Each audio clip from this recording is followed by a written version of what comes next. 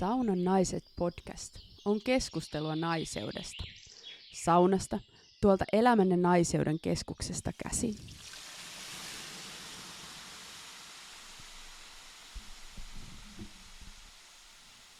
Tervetuloa Saunan naisten seuraan, pohjoisen kasvien viisauden äärelle. Tänään meillä täällä Saunan naisten vieraana on Justine Cederbergin, ayurveda-konsultti sekä yrtti-asiantuntija. Tänään on myös siitä erikoinen nauhoitus, että nyt tulee Saunan naisten podcastin historian ensimmäinen jakso englanniksi. Justinin kanssa koemme, että saadaan oikeasti puhuttua asioista sillä tasolla, millä yrtit kuuluu esitellä, niin että käytetään hänen äidinkieltään eli englantia. Joten nyt tässä vaihdetaan sitten englanniksi. So you are most warmly welcome here, Justine. We have really looked forward to your visit to our podcast. Welcome. Yes, thank you for having me here. I've also been long waiting to be on your podcast. Yeah, awesome. And I know we have so many questions and so much to talk about, but as we are in the Saunan Naiset podcast, we have always wanted to start from the sauna. And we would like to hear about your relationship to sauna. What kind of memories do you have? What does sauna mean to you? Yes, I might have a little bit different perspective on sauna because I'm Canadian. Mm-hmm. We do have saunas there, but not everybody has a sauna there. So it's a little more luxurious to have one there. But I remember going to sauna in the public swimming pool with my mom. That was something we would do when we would go swimming. So that was kind of my relationship with sauna there. But moving to Finland, where most people have a sauna in their own home or several saunas, I see it's it's really part of the everyday lifestyle, the living, the regular living. And as somebody who likes to apply a lot of herbal oil to the body, that's one of the greatest way to get herbs into the body. The sauna is the perfect place to do it. You know, it's warm, you're naked anyway, so it's a really great time for the application. Because, we should really put the oil on when the pores are open, mm-hmm. when the skin is ready to receive it, where it's really going to soak in. Mm-hmm. So I would really love to see that added to the Finnish sauna culture, is doing herbal oiling for the body. Mm-hmm. That would be great. That would definitely be great. And I think this all connects to what we do, because in the Finnish tradition, of course, sauna has been a sanctuary for herbal healing. Sauna is the temple of the forest, and like you said, it's the most perfect setup for any kind of body work. And you are really, your body is open, but also your mind and soul is open to really receive the healing touch of nature. So definitely, I think we are working for it. It will be. And these herbal oils, I think you are one of the leading persons in Finland. You give treatments and also prepare these oils for people to use.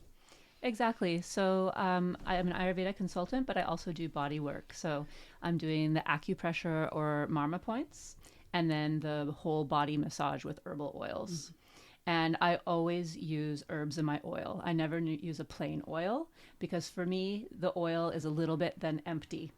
It's a perfect gateway to get herbs into the body is through the oil.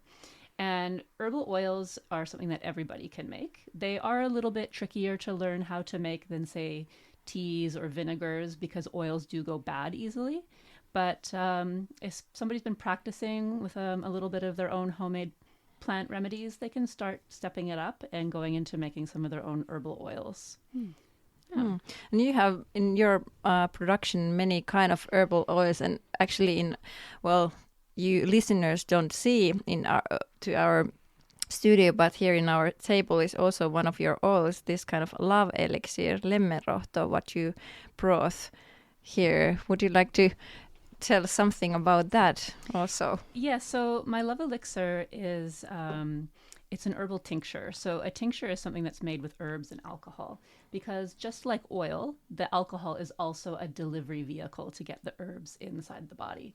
So I always think of like this bus or this delivery vehicle. How can we get more herbs into the body? We can get them with honeys, with fats, with oils, with alcohol, with sugars. All those, for example, are delivery vehicles for herbs. So I really like to use those rather than taking capsules or pills, for example. Let's just find a way where we can take something that we're already eating, like an oil or a honey or an alcohol, and put herbs in it. It's also like if I see breweries doing beer, I'm like, why aren't there herbs in your beer? I say that to all the Finnish breweries, like, hey, hire me to develop an herbal beer for you, because traditionally your ancestors did do herbal beers as well. You know, before you had hops, humala, before those were growing here, people would use messiangervo, the meadowsweet, for example, in the beer. So anytime basically you're putting something on your body or eating or drinking something, think, is there a way to get herbs in here? So that's the easiest way. Or you can start going into supplements like the Love Elixir, for example, because this one is, I would say, a little bit exotic. It has Finnish wild roses in it. And this rugosa rosa, it grows all over Finland. It's considered, though, an invasive species. So the government actually wants us to remove these roses. So we see a lot of businesses actually having to pay a lot of money for this This rose. kurpparosa. Yes. Yes. For this tree or rose bush removal. Yeah, it's now doing. Yes, They're now exactly. doing it now. Yeah. So there's no harm in over harvesting this rose, because you know, bureaucracy actually wants us to remove it. So that's what I would love to see, if we could just look at working on making herbal medicine with the plant rather than just having to destroy it all. So the roses here in Finland, when you pour the alcohol, you do like a dripping process through the leaves, kind of like a percolation, like a coffee, how you drip it through. The leaf becomes clear, which is really interesting. I've never seen that happen with any other roses anywhere else in the world. So they're really giving their medicine in Finland. They really want to give all that they can.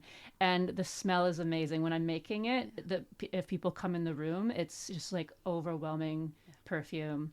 And the effects of it are so much more effective, so stronger than other roses I worked with in other parts of the world. So that was one thing I noticed when I moved here. We have these awesome roses, and we should be doing and working with them. So that's the main ingredient. And that's one thing what maybe people really didn't know, like we who are living in Finland, that, for example, our roses are, do you think they're more potent, kind of? Or? Yes, because they have to survive that brutal winter. They're not just on the beach, you know, like a beach rose. Enjoying themselves, So that brutality of the winter, I think, makes them medicinally really strong. Do you see that in other plants also, that the Arctic plants, they have that potency that you cannot get in comfortable conditions?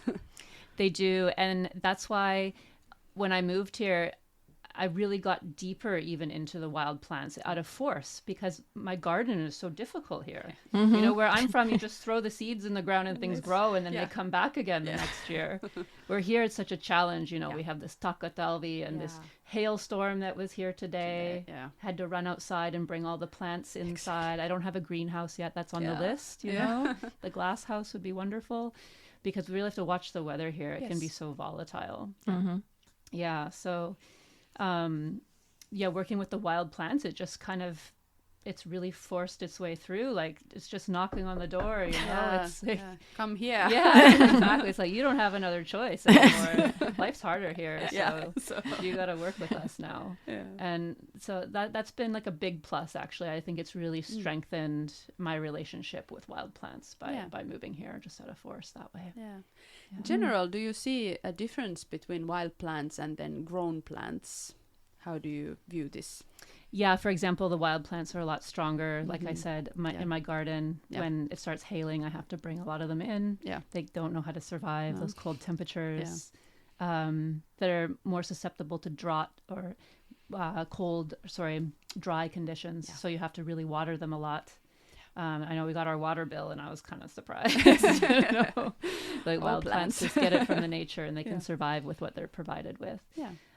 Also pests, for example, certain plants get really eaten by bugs and pests and things. Luckily, a lot of herbs are so aromatic that bugs don't like to eat them. Yeah. But still, you know, I will lose sometimes some of my plants to pests. Yeah. I wouldn't even attempt to buy roses in a nursery or at a store and try to make medicine with them. Yeah. They would give almost nothing. Yes. Yeah. The scent, like even when you buy roses from the store, they don't really smell like anything, do they? No. Not that much. But let me pass this around and you can smell it. And you can smell the roses. Yes. In there. That's the number one smell is the rose. Definitely. Yes. The rose really comes through. This is the love elixir we are now smelling, and it's really strongly, but nice and sweet. Yes. Yes, the sweetness comes from honey. So I live in Porvoo, and I'm buying from local honey producers there. And so we have really nice honey. And then the roses are from Porvoo wild nature. And then we have raspberries in our garden. So I put raspberries in to give it this nice sweetness with the honey. Yeah. Because a love potion should taste good. Yes. Right? Like a lot of my medicines don't taste good, but this one tastes really good. It should. And like I said, of course, there is alcohol in it because the alcohol is the delivery vehicle for the herbs. You know, the alcohol goes directly to the bloodstream. So it doesn't have to go through the digestion.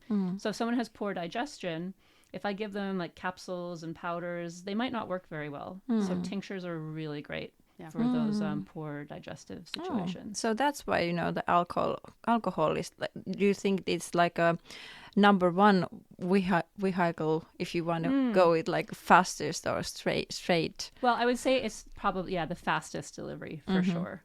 And with a love potion, if you're feeling bad and you want a really quick fix, it's going to work very quickly. So we can take this now together if you want, and you'll notice within minutes already. Probably everyone's laughing a little bit more and like there's a lightness in the heart. So a lot of people say they feel a warmth in the heart area and like a softening. So especially those who are like overworked, doing too much, and they tend to close up in the chest. Of course, those who are going through grief and these kinds of hard life situations, that would be the first indications where I would recommend the love elixir, but I can also tell you there's a lot more usage as well. So I squeeze the top and I fill about half of the glass vial. And that's an average dose there. And you can hear it's just straight into the mouth. Straight into the mouth with the little tipetti. Well, I don't know what's it in English. In English, it's a pipette. Pipette. But I think it's taken from French. It sounds like a French word. Oh, rose. Definitely rosy. Very, very rosy. And would you say that this anybody can take? Or would you recommend it, for example, what comes into mind is a young girl. Would this be suitable for someone like that? For example, because of the alcohol content, of course, we have to think about age there. Yes. But it's all about dosage, right? So some things are medicinal in small dose and poisonous in large dose. So what I would recommend for kids age 7 and up, you could give a few drops, for example, which would be kind of more a homeopathic way where you're influencing some of the herb to them. Because of the alcohol content, I wouldn't give them the full dosage. And of course, pregnant women should not take. And if anybody's on blood thinners, something to thin the blood, then they should be cautious with the love elixir. But otherwise, it's fine for everybody. And so this has rose and honey and what else? Raspberry. Raspberry you mentioned. And raspberries. And what else? Yeah, there's also lemon balm, Citruna melissa from my garden. Yeah, so I have a lot of lemon balm growing there, which is great because the bees love it. So we get lots of bees. And the lemon balm, when you put it together with the wild rose, it's very synergistic for opening the heart. So I really like plants that work well together. So that's really also important when I'm designing an herbal formula, whether it's for my Prasad company or whether for another company. It's really important to know as an herbalist which plants you can combine together or not, because some are not compatible. It's just like when you plant partner planting, we call it. You put plants together that grow well together. Some things will actually fight against each other and then not grow. So it's very important to know these companion planting and what you can pair together in a formula. One of my favorite plants that's also in the love elixir is the mugwort, which is puyo in Finnish. Yes. It's so underrated plant. People just think it's some weed that grows on the side of the road. I've even seen signs in Finnish that say something like that you should rip it out and remove it when you see it, because people think they're allergic to it. But they're usually actually allergic to ragweed. Ragweed is in the tuokset family, I think is the Finnish name for them. And that's the culprit. That's the bad guy that people are allergic to. But for some reason, mugwort gets kind of grouped in together with them. But it's not usually such an allergen, especially before it flowers. I always collect it before it flowers. So there shouldn't be like an allergic reaction to taking it. It's more when it's full flower and you're around a bunch of it outside that it can be an issue. I think the flowering, because it is kind of a strong flowerer. Yes. So usually that's what causes the reactions if you have actually the mugwort. Exactly. And so sometimes when people see there's mugwort in there, they're like, oh, I might be allergic, you know, so they get a little fear around it that way. So I'm trying to educate people around that. So that's why the podcast is great. I can talk really openly about the ingredients that are in here and why they're there and how they can be helpful for us. So the reason why I put mugwort in the love elixir, well, there's multiple reasons, but one specifically is I really love plants that grow on our pathways. Those are plants are there reaching out to us like, hey, I'm here for a reason. Stop ignoring me. You know, and mugwort's definitely one of them. Because mugwort really helps us get through some difficulties with our dream work.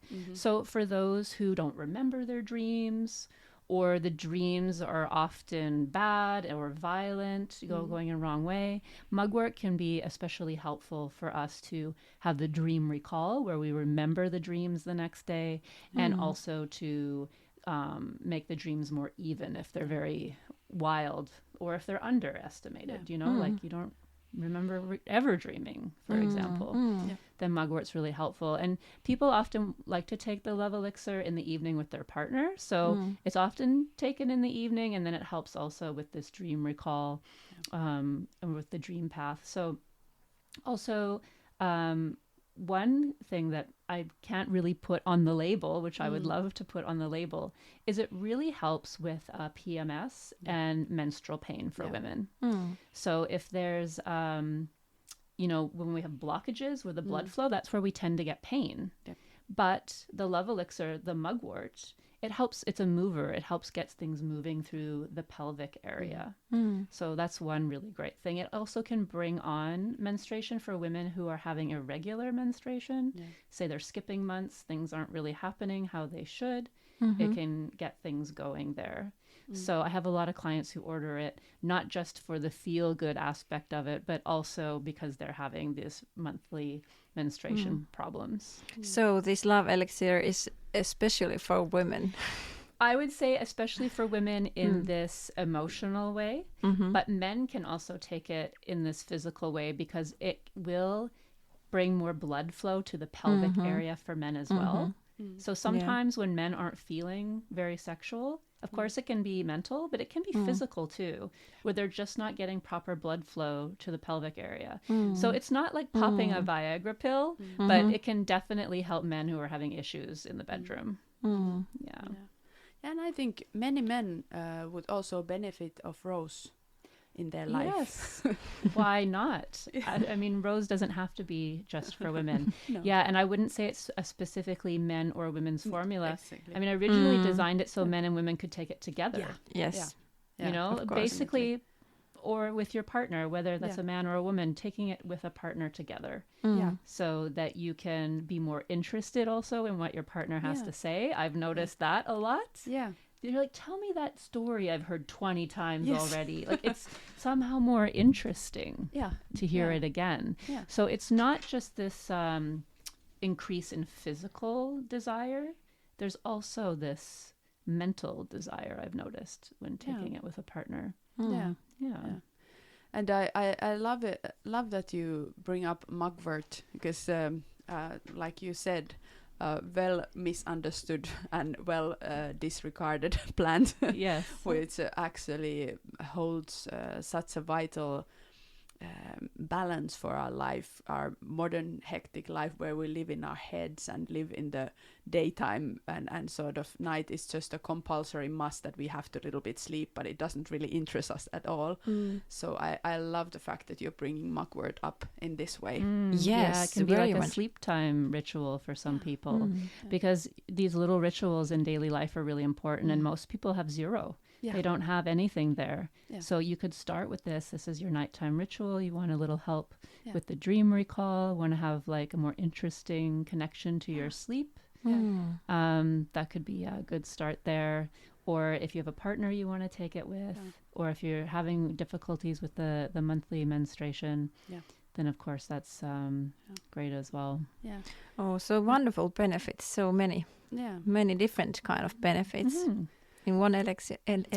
Yes, that's what's the first thing I made when I moved here. I Oh, moved really? here. This is your You came to first. Finland and you realized, Yes. okay, love elixir. Oh yeah. Yes, I was here. I moved here in the winter of 2012. 2012, so a long time ago, and it was a hard winter. Yeah. And I showed up with my own handmade leather boots. They were not warm enough. My feet were freezing like all the time. I thought like, these are good winter boots. I made them. Didn't have a proper parka. Had like an English pea coat. Oh yeah. Yeah, it was super cold. And then the darkness came. And I moved here for love though, so that helped. I was in love, so you had that warmth from that new love. Yeah. But as the months went on, I realized I'm going to need. This is hard. I was like, I'm going to need something more, and other people need. Yes. So, like culturally, it is different here. It's a cold climate, and it does affect the personalities. There is, I would say, Finns are slow warmers. It takes longer to get to know them and to get them warmed up. So I thought, this is going to be really good for them. Just a little bit of, lemon balm, a little bit of mugwort, and open up the closed fins. Because people have the Open arms the heart. crossed, the rib cage is closed in, the arms are crossed. There's a lot of computer work, we have a lot of tech jobs. Things are that forward posture, so it's the You're opposite. Stuck, it's about this opening through the heart and the shoulders. Just like the yoga that I teach, it's all about heart openers. I think I have this in basically all aspects of my work. I'm always looking at the heart, leading with the heart, following the heart, and trying to get others to lead with heart as well. And what has brought you to this mission of opening the heart? How has your path taken you to this place where you're doing what you're doing? Oh, that's a good question. I think I probably have a lot of it from my mother. She's a very caring person. She has a very, very big heart. She's worked as a caregiver her whole life, mostly working with elderly people in old folks' homes. And I definitely have that aspect of her, this somebody who wants to care for others and help others. And I do have the balance of my dad's side too, which is more practical and methodical and, the business oriented person. He always taught me to be an entrepreneur. He always said, you will never be happy working for anybody else. You're just like me. And I think he was really right. So I think I combined that, both those skills that I learned from both of my parents to find like a good balance between the two of them. And I think the island that I'm from, Vancouver Island, it's a bit of a hippie island, so there's a bit of that hippie vibe there. Yeah. And so you're kind of used to being around people that are open and, it's very common to have gatherings together and share your feelings and things. And I would say I'm somewhere in the middle there. Like I like that aspect, but I like to protect myself a little bit too. And so I think it's been actually good moving here in that way because it's a little bit better of a balance. Like where I'm from, it's maybe too open. Everything's like a little, it can get a little too much, so it's coming here is like a very interesting perspective. It's really really different culturally that way. So I think I can share that with Finns, share that heart openness and how to live a little more softly here amongst a hard climate. Yeah. And so one drop or pipette at a time, you're opening the hearts of the Finns. And from Love Elixir, it has grown to a lot. You have a variety of products. Just today we are here sipping a very, very wonderful tea that you brought for us. Yeah.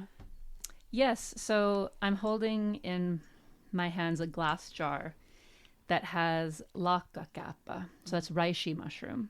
And I picked these in Porvo area, and they're very rare in Finland to find. Yeah. So, of course, you can order them online from other countries, but they do grow here, and I think people don't realize that. They really like to grow in sort of like along the seaside where there is a forest that is not very heavily forested. It needs to have a little bit of air and openness to it. I would call it a grove where there's like an opening, and I think in Finnish this hiisi might have some connection there. Yeah. So usually there's a grove nearby and there's sea. It's kind of like a light, thin forest between a grove and a sea. Yeah. It's quite specific. Yeah. Okay. Yeah. That's the only places I have found them. Okay. And in the south, I've only seen them in the south of Finland. Yeah. Yeah. And what is the potency of this? So the reishi mushroom, we're talking about heart. It actually kind of looks like a heart. It has this shiny redness to it.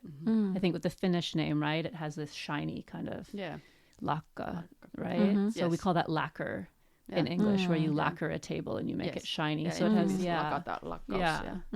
So it has this shiny red color to it, and it has a bit of a heart shape for a mushroom. I'd say it's the closest resemblance. So it is good for physical and emotional heart. Yeah.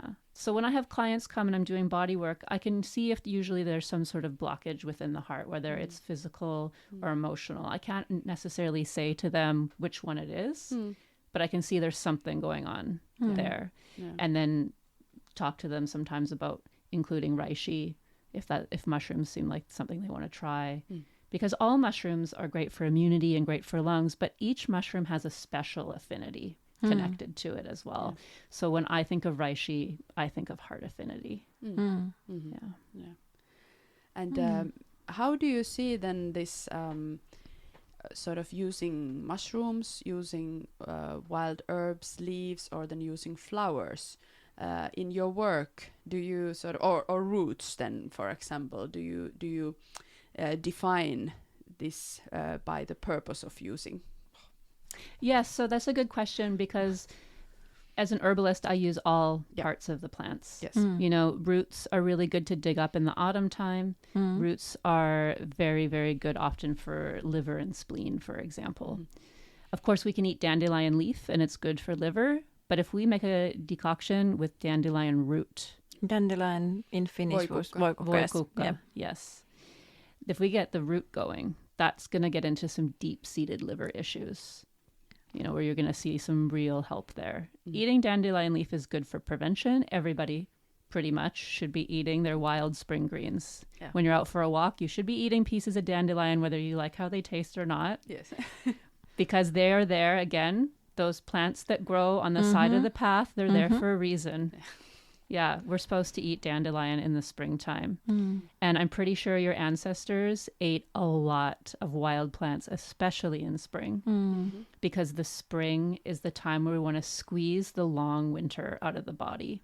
It's like a wet towel, squeezing all that winter heaviness out, because we have 6 months of winter, in my opinion. In Finland, it's 6 months. Definitely. Yeah, so we have this Ayurvedic season called Vata season, and that's the air and wind element. It's also ether or etteri, and that's what surrounds us for 6 months of the year here. And it can be really hard on people to go through that whole 6 months, and then spring comes. It's a complete flip. It's a complete change. And that's why you see some Finns, they hate spring. You'd think they'd be happy, but they struggle. It's too mentally a change. There's all this light. It's a lot of this light, Their body is like completely transforming. It's it's not gradual here, like in other parts of the world. Like where I'm from, you have this long spring and you have all the time to prepare the garden and plant things. Where here it's like, okay, finally the ground's not frozen anymore. Quick, get out there, plant everything Before and it's like fall chaos. again. Yes, yeah, and it can be very stressful. Yes, it is. Yeah. Yeah, It's so short. yeah. But this year I was super happy we had this very light winter and we have spring. Yeah. We have a proper spring here. And I can tell I'm so much more at ease because I just have the time to prepare my body and the garden and the nature for the spring. Yeah. Like 1 year ago, it happened so fast. We had 20 centimeters of snow this week, and the next week the nettles and the dandelions were all already grown, and we were like, "Oh, what's happening? How I'm gonna get on this, Exactly. train? It has already gone." That can make it really challenging for people to properly take care of their health in the springtime, and that's where we see these really bad flus, the ones that go on, and people can't seem to get rid of the cough and get rid of the phlegm.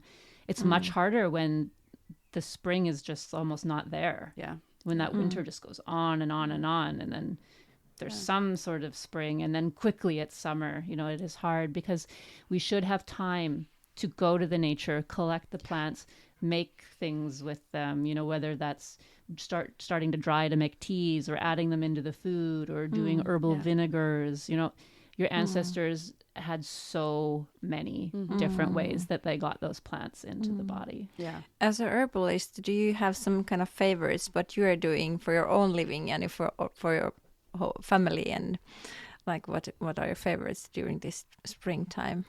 Yeah, I think this is a good question because I have an online course where we go through 12 months of the year together, and there I'm really sharing so much about what to pick and when and how to do it, and really encouraging people like, hey, I'm making this now. Have you started making this yet? Trying to keep people on track. And I wish I had had that. Yeah. I had to pretty much, really kick my butt to do everything myself. Like I said, it was part of the culture growing up. Herbalism, people know how to pick plants and eat them where I'm from. It's not like some unknown topic, or, we learn a lot from the elders there. There's a big Native American population there, so we'll have potlucks with them and share foods, and we'll Very share nice. medicines. Somebody will make a bunch of herbal soap and somebody will make a bunch of herbal vinegar, and then they'll trade stuff. Like that's Wonderful. super common. That's super common. So I was lucky to have that. Wow. Yeah, so I did have that as like getting into the routine. But then, getting into an adult life and moving here, I had to really make sure I kept that up. That was really important to make sure I'm still doing all of these things because I didn't have the cultural reminders to do It's it. not that everybody around you is doing same things around the same time. So you have to sort of find the strength in you to do it. Yeah. Exactly. The environment doesn't sort of aid you to it. Yeah, and you would change with your neighbors around. You have to do a lot of by yourself. Exactly. And I think that's why it seemed natural to start my Prasad Nordic Ayurveda business when I moved here, because it really got me to stay on track with all of that and make sure I kept doing it. And then it was just really natural to just share that with everybody. I thought, I'm already like doing all this and sharing it with people. Why don't I just make it my career? I said, I had been instilled from my dad to be the entrepreneur, and I had already worked as a commercial photographer for over 10 years. So I already had the entrepreneurial wisdom there. So I just completely changed careers when I moved here. I had just finished my Ayurvedic studies. And like I said, I've just grown up with herbalism. So I was able to put them together and just have a great business here with that. Amazing. And so if you first had this Indian Ayurvedic and all the herbs from there, and you learned the herbs and the plants, what they have there in Ayurveda, and then you started to learn our Nordic plants, and you were like combining that to the Ayurveda. Would you like to tell a bit exactly. more? So, I mean, luckily, most of the wild plants that grow here, they already grow where I'm from. It's just we have less of a selection here. So it does help you to specialize more.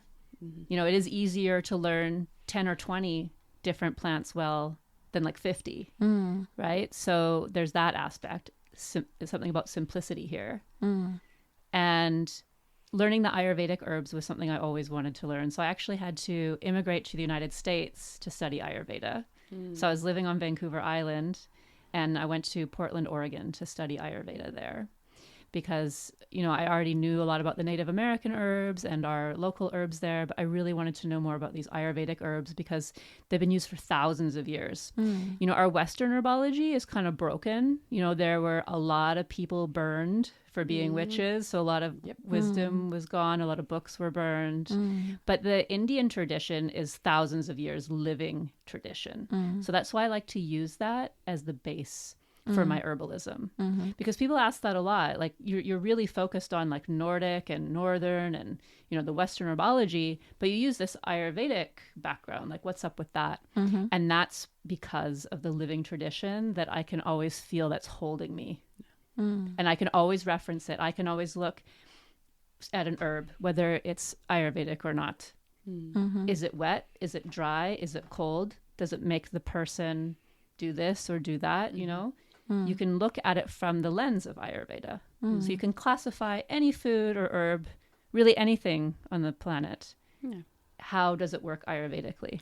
Yeah, and at least I know, like, I've been looking at the similar topics, but from the sauna point of view. And also I found, like, for example, the Ayurvedic elemental theory that is behind their healing tradition is a very good sort of philosophical and theoretical background, sort of to imply on any of these, be it Western herbalism or be it sauna healing or whatever you want to do. So in that way, I also respect a lot this Indian and Ayurvedic tradition, what they have preserved, because it's, of course, you have to look at it from a little bit different point of view when you're here up in the north than if you're there in the south. But definitely nice to hear that you have come to the same conclusion. Yeah, exactly. So we can see the tools that work here and the tools that don't. So I'm really lucky. My first Ayurvedic teacher was a Westerner. So he was really good at interpreting also what works for Westerners. I have studied with doctors from Ayurveda as well, from India as well. And, you know, so I think I have a very good, well-rounded background in studies. And I can see when people go for consultation with an Indian doctor, sometimes the recommendations, people are like shaking their head like, what? Why would I do that in Finland? That doesn't make any sense. Or sometimes the herbs that Indian doctors recommend to Finns, personally as an herbalist, I don't think are suitable for our climate here and can actually cause some harm for some people. So I think having a strong herbalism background is really important if you're working with herbs and clients. So Ayurvedic doctors, they might be trained as a doctor, but they might not actually have a lot of herb training. And that can be in the case, of course, as our regular allopathic doctors here. They might be really great at fixing broken bones and doing surgeries, but, you know, they just don't have herbal training. So if you really want to take herbs for a longer period of time or really want to learn those plant allies that are helpful for you, seeing a professional herbalist is very, very important for those reasons. Definitely. And how do you view this idea? Because I don't know, in English is there a saying this sort of that what you need for your healing is around you. So sort of the local plants, local nature is sort of the best. Like, I love how you're saying that those plants that are all around you, like they just keep popping all over on your path. Like, come on, listen to them. So in this way also, I have sometimes thought about this, that how much do you emphasize on the local? Yeah, so I use mostly local plants. So when I have a client come, first we start with the local. We look at if there's any current issues or ailments. And then also I look at a preventative way. Like I do ask about the parents, if they've had any health issues. We look at it ancestral, see what's going on there. Because Ayurveda is also a lot about prevention. I love it when clients come when they're already young and healthy. You know, it makes my job easier. And then we can just get on a plan, like a protective plan, to just help them not go into a negative path that maybe they saw that their parents or ancestors did. So we can do that a lot with our local plants. So local plants are here. They're meant to, like I said, cleanse the winter out of the body and keep us generally healthy. But the issues where we have things that are chronic, we've had things going on 10, 20, 30 years, then I see sometimes our local plants aren't effective enough anymore. Then I'm looking at the Ayurvedic formulas because they tend to really pack a punch and can get into deeper onset issues and really help clear them out. So that's why I love the Ayurvedic formulas in that regard. We can see in a lot of the Ayurvedic formulas, one of the carrier vehicles used is tree resin, which is pika in Finnish. So think about this pika, this tree resin, how strong it is. Yeah, it's super strong. Yeah. So they're purifying the pika. So it's not like just taking it from the tree and eating it. They have a purifying method. Okay. And then they mix other herbs into it to, again, this synergistic way where they know which herbs work together well. And taking these tablets or capsules that have this tree resin in it, that delivery vehicle can be super powerful and make all those herbs work really well together. You know, for example, there's a great formula for arthritis. It's called Kaishor Gugulu. Gugulu is a funny word. It's tree resin. It's the Hindi name for tree resin. But think about putting tree resin like into your joints. Yeah. They would be like superhero hands. Yeah. Right? Yeah. So that effectiveness of it. We can eat from our wild nature. We could have ground elder, which is vuohenputki. That's very good to prevent the arthritis. Say you know your parents have it and you feel like you have something going on. Eat tons of it in the spring. Cut it from the yard with a little hand cutter or with a little battery operated cutter. So you have it also in the summertime, because they'll get too big to eat. Yeah. You know, you need the baby ones. Yes. So spring, and then keep cutting them so you can have them through the summer as well. And then if there's some real issues with the arthritis, then take these pika tree resins throughout the winter time. Yeah. So you don't have to take like Ayurvedic herbs all the year. You could take like half the year the Ayurvedic herbs and half the year your local wild plants. So this is how I work with most clients. Yeah. So Ayurvedic herbs may or may not be part of the recommendation, depending on what the ailments are and how severe they are. We might be able to do it with our local foods and plants. And I always try to do that first. Yeah, very nice. So you do, of course, this very profound consultation work and body work. But if somebody would just maybe just heard us taking the love elixir, and maybe they can hear from our voices now that we have all opened up and our sound is much more lighter than it was in the beginning, and suddenly the happiness is all around us. Would you say that these your tinctures are also you can sort of just purchase them online? I think you have a web page where you can just order them, and can just anybody start enjoying? Yes, I have a web shop, and it has all the products, all the prasad products that are made by hand by me. I do everything myself. I mostly do the like bottling and labeling. Sometimes I can get help with that, but not always. So it's really like a one-woman job there with all those products. So they're very like handmade with love. Oh yes, as much as possible. They really are. Like I said, sometimes I can get a little bit of help here and there. Yeah. And then I have also a category on the web shop where there's Ayurvedic products as well. So I'm bringing those in from Germany, and they're organic. So they're coming from India, but they get quality control checks in Germany, and they're all organic. And so they're handpicked by me. Some really great Ayurvedic products as well on the website there. Yeah. And coming back to this love elixir, when you just arrived here today, we actually, me too, when I was leaving home and I was just out with the dogs and in the forest, and suddenly this hailstorm came down upon us, and it's always the feeling of when you're already excited there with your nettles there, and the vuohenputki all is around you, and then this hail comes and you, still, no, I cannot take this. And my dog started running, escaping. And you just mentioned, well, that's the moment for love elixir. So would you like to tell us a little bit more about this? Yeah, I mean, there's so many moments for love elixir. You know, life is hard. Yes. You know, it's, I think ever much so in our modern day era. You know, we're all super overworked and super busy, all over scheduling ourselves. So we have this like chronic stress all the time. So the love elixir really helps with that. You know, I'm also not perfect. I tend to overschedule myself too, and, you know, forget to slow down. But if I'm in those kind of situations, the love elixir really helps get me through it. And like I said, these long, dark winters, it can be great for people who are having issues with alcohol. So they don't want to drink alcohol, but they want to have something that will alter the way that they're feeling. Then the love elixir, it's not like a high or a drunkenness, but it does alter. It does change your mood, you know? So I would recommend doing like a non-alcoholic cocktail with it then. Especially if you want to have the social aspect where you're with people who are taking alcoholic drinks, you could do non-alcoholic cocktail. Like I said, you know, there is alcohol in it, but you're just taking drops. So you don't get drunk from the amounts that we took. It's like if you think of when you go to the apteki, the pharmacy, and you have a flu, and you take this echinafors.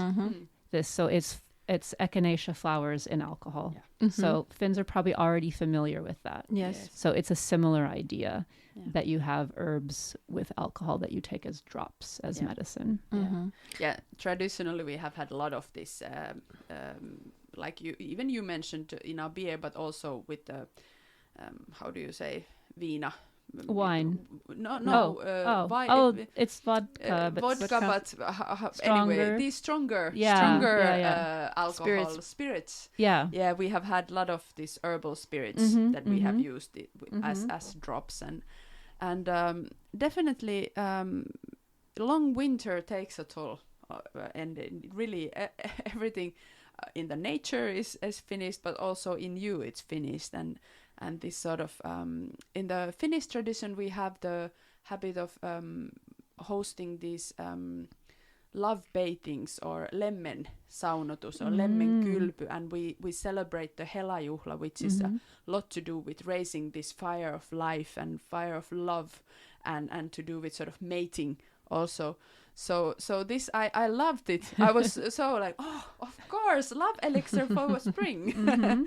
Yes. Yeah. So of course, it can be used in those ways, like you said. If you already have the May 1st, for example, is the accumulation of spring. You know, we really celebrate that time. Yeah. And of course, we were having it. You know, I made my own sima, and I always put like a little bit in there. You know, I put it in drinks to make it fun. You know, whether it's a non-alcoholic or an alcoholic drink, I'll put it in there in a lot of the time to make it fun. It's an awesome wedding gift if you tie a bottle to a larger bottle of sparkling wine. Or if they don't want sparkling wine, you can do like a sparkling juice of some sort. You know, that's an awesome wedding present. Yeah, everyone likes that. Beautiful. So good tip for this coming summer now, the wedding season again. I have to tell that I was a receiver this kind of a wedding present, and it was very, very pleasant and wonderful gift. And you know, it's like great to start, you know, your new life with your husband or wife with this kind of gift. But yeah, there are so many paths here where I would like to like dive in deeper and deeper, because all these, you know, what we talk about, this local aspect, what we have, this yearly cycle, and of course the spring, what we are living now, and about the stress, what we talk about, like what causes a lot of harm, and all the herbs, what you as a herbalist you have get known deeper, so you may see a lot big thing. I try to figure out the question I have in my mind, like if you would tell some tips or some advice to people, like how they could, of course you can say that, okay, welcome to my yearly cycle course, what you have, 12-month course, but anyway, like, is there some general what you could say about like these herbs and yearly cycle and about how you'd live your better life, better your heart. You also talk about your heart and your heart opener and like as Finns, we Finns, how we would live better life from our hearts.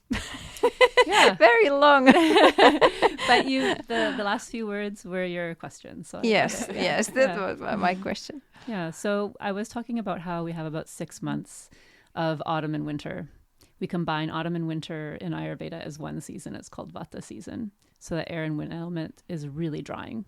So these herbal oils in the sauna, for example. So when you have lolu in the sauna, you're creating steam, right? So you need that steam for that moisture on the skin. So if you're in sauna in Germany, for example, they don't really have lolu. There's no water being thrown to the rocks. So it's too dry, the sauna there. So I encourage all Finns to make sure there's enough steam, going in the sauna. Definitely. And then applying oil. So I noticed that oils are for some reason not used so much. So coming out of the sauna and then just showering and then drying with a towel. But your skin is so open that it would just suck like a sponge, the oil in there. So either apply it on your last round of sauna when you're mostly getting dry and then let it soak in for about 10 minutes before you have your shower. And then you would shower off the extra oil. So you're not like completely covered in oil and then you can still get dressed afterwards. Because the Ayurvedic remedies or recommendations for what's called abhyanga. Abhyanga is the self-massage with the oil. If you see an Ayurvedic doctor, they'll tell you to put it on about 10 to 15 minutes before the shower. So you're like massaging it on, waiting 10 to 15 minutes. Maybe you're like cleaning your mouth or something, and then you have the shower. That's fine. You can do that. But here it makes so much sense to do it in the sauna because we have the sauna culture. They don't have sauna culture there. That's why they're doing it before the shower.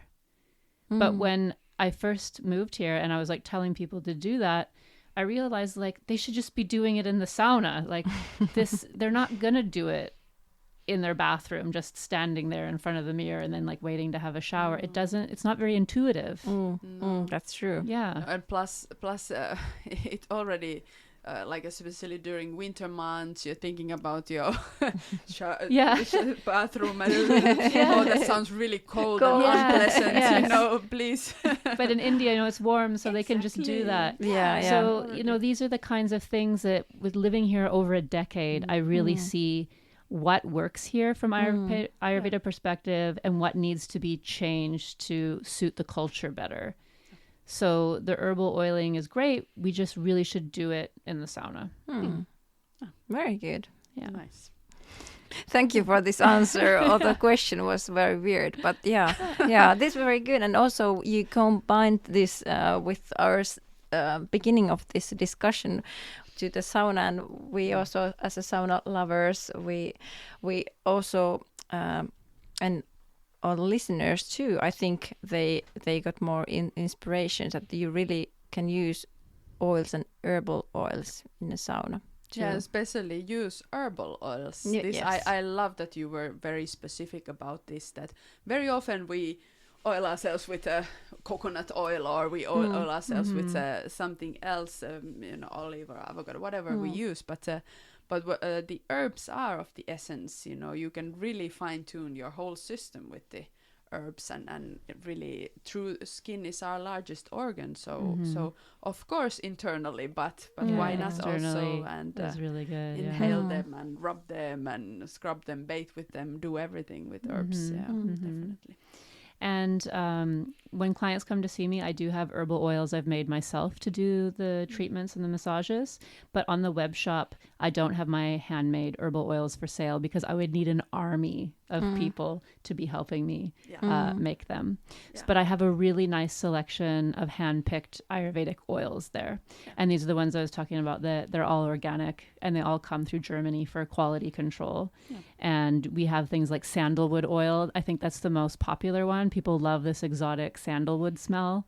And it's real sandalwood. It's not essential oil. So what I say by real oil is traditional herbal oils are made by putting the plant material or the tree bark into the oil and letting it macerate there. Essential oils are a processed form of herbs.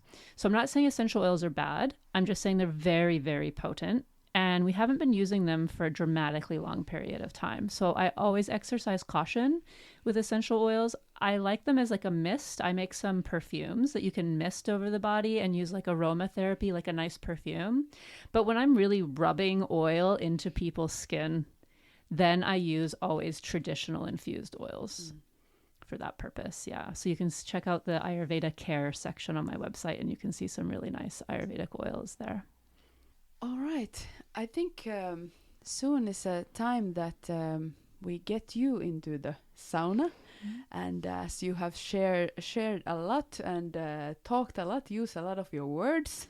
So maybe we get you to also just for a moment to, just to receive the laulu. And this has been really inspirational talk. And I know I have tons of things I would love to. So maybe we may have to make a part 2.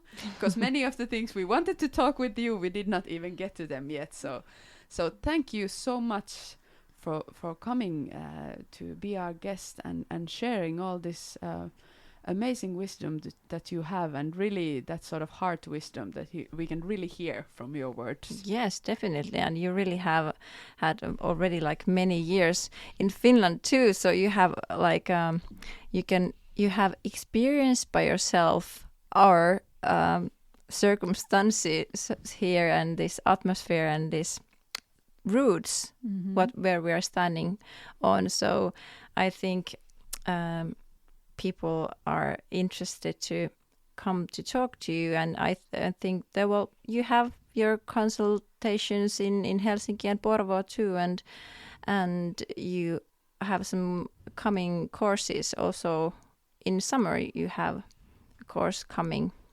Yeah, so I have an Ayurveda clinic in Helsinki at Shakta Yoga Koulu and also at Yoga Porvoo in Porvoo where I live. So if you go to the online booking calendar, you can choose which location that you want there. And I have a 12-month online course that you can sign up for. We go through a whole year of Ayurveda together. So we go through all the Ayurvedic seasons in the north. So I'll make sure that you're on it when it's time to collect those spring herbs and how to clean your body with those, and when winter's coming, how to prepare for that. And we have a nice community group around it as well, so there's other people that you can talk to and relate to and chat there, and there's tons of videos and tons of material in the course. You can also just sign up for 3 months if you want to just try one season. So say summer's coming and you've got some time off and you want to know like how we can go through Ayurveda in the summer months of Finland, that would be a good time for that. Or say when winter comes, that's hard for you, jump in there for 3 months to like get some help during the winter time. And then at the Latvia retreat that's coming up, I guess that's end of June to early July, I'll be there giving treatments at the retreat there, and also Ayurveda consultations. So if you want to travel this summer, you can come hang out with me in Latvia. And the flower class, yes, that flower class is coming up in July 12th. That's a Saturday. And you can come to Porvoo and I will show you my favorite place to harvest wildflowers. Wow. We're going to eat wildflowers. We're going to talk about how to make medicine with them. My live plant classes are my favorite classes. Yes. I'm so excited about them. And the flower one's unreal because you would never imagine how much edible flowers we have here. Yeah, because we have thought about to be aware of many plants and flowers too, that they're poisonous and everything. Of course there are poisonous plants, but they are so rich, potent, beautiful, for example flowers what you can eat and use. So July now, everybody. Exactly. 12th of July in Porvoo. Have some flower power in our lives. Yeah, it's a really fun class too. Kids are welcome for free. So nice. My daughter's always there, and she'll usually in Finnish have her own little plant class with the kids. She's kind of already on the plant path there, little teacher. So your kids will definitely come home with some plant knowledge as well. Yeah. Wonderful. Wonderful. Thank you so much, Justine. It was great that you came to our podcast and share your wisdom. Thank you so much for having me. You. It's wonderful to be here. I can't wait for my sauna treatment.